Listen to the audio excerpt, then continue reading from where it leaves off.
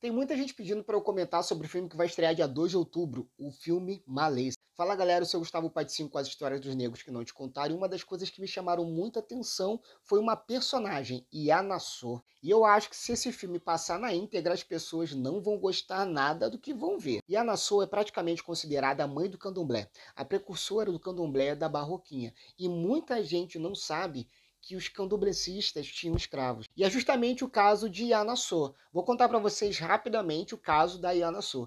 Yanassô, junto com seu esposo Altran, eles tinham filhos que foram acusados de participar da revolta dos malês, e eles negaram, e ao invés dos filhos dela serem presos, ela negociou para que eles fossem deportados. Então ela foi com a família para o continente africano, e de lá ela manda de volta uma escrava sua chamada Marcelina, que traz também através da sua liberdade, né? Ela é livre por Ianassô, e ela também vem Marcelina com mais escravos e começa aí a dar seguimento ao candomblé da Barroquinha. Então eu acredito que muita gente, se isso realmente for relatado no filme. Outro detalhe, segundo João José Reis e outros historiadores, alguns falam que foi por uma denúncia forçada, mas as pessoas que foram capturadas falaram que a intenção dos malês era eliminar todos os brancos, todos os mulatos, os negros que eram nascidos aqui no Brasil, os caboclos, que não se convertessem e literalmente tomar toda a Bahia. Então, assim, não era uma revolta pela liberdade dos negros.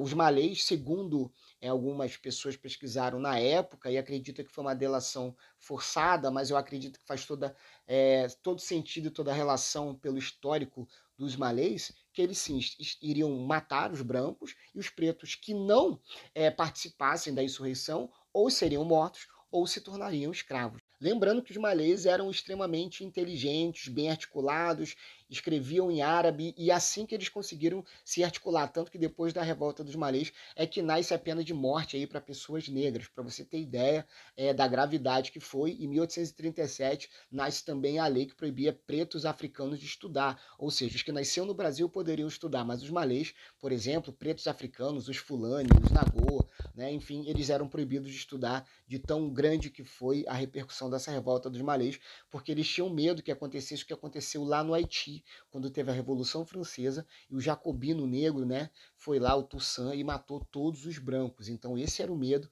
dos brancos aqui no Brasil. Por isso teve tanta repercussão a revolta dos malês. Então, se ela realmente passar na íntegra, ela pode decepcionar muitas pessoas que acreditam que os malês estavam lutando somente pela sua liberdade, mas eles queriam literalmente tomar a Bahia, e os pretos que não participassem seriam mortos. Então eles não estavam lutando pelos outros pretos, e descobrir que a mãe do candomblé era uma proprietária de escravos, e não eram poucos, não. A Yanassô tinha bastante escravos junto com seu esposo, que era o José Altran. Então, gostou do vídeo? Já sabe, curte, comenta, compartilha, segue a gente para mais. Não esqueça, você pode ser o patrocinador do nosso canal. Até a próxima.